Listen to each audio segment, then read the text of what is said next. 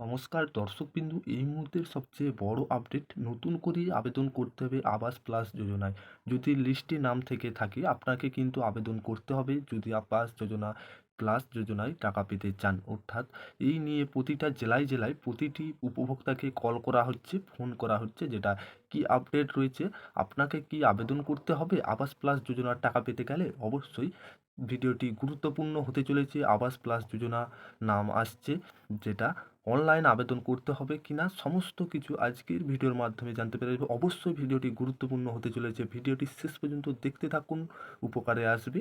চ্যানেলে নতুন হয়ে থাকলে চ্যানেলটা সাবস্ক্রাইবার করতে ভুলবে না। এরকম পরবর্তী লেটেস্ট আপডেট পেতে অবশ্যই চ্যানেলটি সাবস্ক্রাইবার করে রাখতে ভুলবে না। গ্রামীণ এলাকায় আবাস যোজনার কেন্দ্রীয় পোর্টাল নাম রয়েছে, তারপরে নতুন করে তাদের আবেদন করতে হবে। আর তারপরে মিলবে বকেয়া টাকা। রাজ্যের 11 লক্ষ আবাস উপভোক্তাদের ফোন করে তেমনই ড্রপ দেওয়া অভিযোগ উঠল বিজেপির বিরুদ্ধে। বঙ্গের বিজেপির নাম করে বলা হচ্ছে, ফের নতুন করে অনলাইন আবেদন করুন, বার্তা পৌঁছে যাবে মোদী সরকারের কাছে। মিলবে আপনার প্রাপ্য টাকা। লোকসভা ভোটে নির্ঘণ্ট প্রকাশিতই পর পাহাড় থেকে সাগর, রাজ্যের বিভিন্ন প্রান্তের মানুষের কাছে যাচ্ছে এই বার্তা বিভিন্ন কল সেন্টার থেকে। যেটা কণ্ঠে আসা ফোনগুলিতে কার্যালয় বা কার্যকর্তার মতন যে শব্দগুলি ব্যবহার করা হচ্ছে সেগুলি বঙ্গে গেরুয়া শিবির, যেটা বহু চর্চিত। ইতিমধ্যেই হাওড়া, হুগলি, 2 চব্বিশ পরগনা, 2 বর্ধমান, নদিয়া সহ দক্ষিণবঙ্গের বিভিন্ন প্রান্তে এমন ফোন বার্তা আসার খবর মিলছে। নির্বাচন কমিশনের আদর্শ, যেটা আচরণবিধি কার্যকরণ হওয়ার পর থেকে প্রতিশ্রুতি কীভাবে বিলি করা যায় তা নিয়ে প্রশ্ন তুলছে উপভোক্তারাই। প্রতিশ্রুতি বিলি পূর্বে হুগলি মোরগার যে উপভোক্তা কল সেন্টার মহিলা বিরুদ্ধে সরাসরি মানুষকে ভুল বোঝানো বা ভাঁওতা দেওয়া, ভুলভ্রান্তিক অভিযোগ করছেন। গত 24শে মার্চ এই উপভোক্তা মোগরা থানার লিখিত অভিযোগ দায়ের করেন। অর্থাৎ কল সেন্টার মহিলার সঙ্গে যে কথা হয়েছে গোটা পর্বটি রেকর্ডিং করেছিলেন তিনি। বিষয়টি নিয়ে তুমুল যে আলোড়ন শুরু হয়েছে রাজ্যের শাসক শিবির।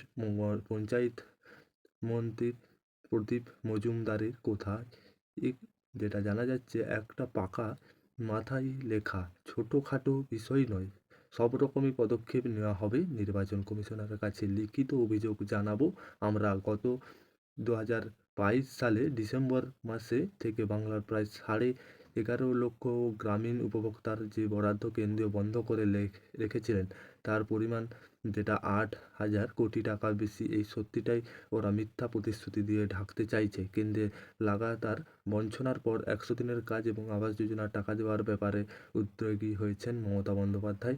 পঞ্চায়েত মন্ত্রী অভিযোগ, তারপরে মানুষকে আবাস প্রকল্পে নিয়ে নতুন করে ভাঁওতা দিতে আসছে, যেটা নেমে বিজেপি। যদিও বঙ্গের বিজেপির মুখপাত্র শ্রমিক ভট্টাচার্য দাবি, কেন্দ্রীয় সরকারি তরফ থেকে এই বিষয়ে খোঁজ নেওয়াটা নিশ্চয়ই নয়। যে কেউ বিজেপির নাম করে এসব করতে পারে, তবে কোনো দল এমনটা করতে পারে না, তা খোঁজ নিয়ে দেখতে হবে। এই মুহূর্তের সবচেয়ে বড় আপডেট, যেটা লোকসভা ভোট রয়েছে সামনে, হয়তো তার মধ্যেই নাকি বিজেপির পক্ষ থেকে দায়ী করা হচ্ছে অনলাইনে আবেদন করুন তাহলে ঘরের টাকা পাবেন, যেটা বিজেপির তরফ থেকে দাবি করছেন। অর্থাৎ যেটা উপভোক্তার দিকে কল করা হচ্ছে নাকি, এটাই জানাচ্ছে।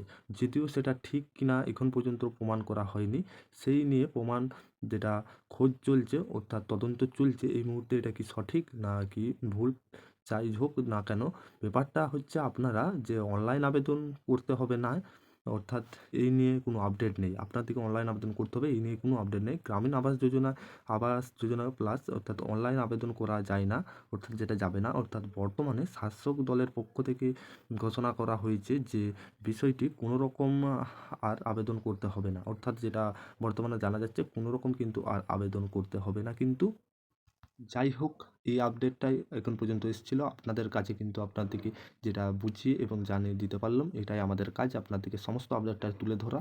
অর্থাৎ এই নিয়ে আর কোনো আবেদন করতে হবে না কিছুই, সেটাই জানা যাচ্ছে। অর্থাৎ যদি আপনি ভিডিওটা ভালো মনে করেন, অর্থাৎ এরকম লেটেস্ট আপডেট পরবর্তী পেতে অবশ্যই আমাদের চ্যানেলটাকে সাবস্ক্রাইবার করতে ভুলবে না। পরবর্তী দৈনন্দিন লেটেস্ট আপডেট আমরা তুলে ধরি সমস্ত কিছুর।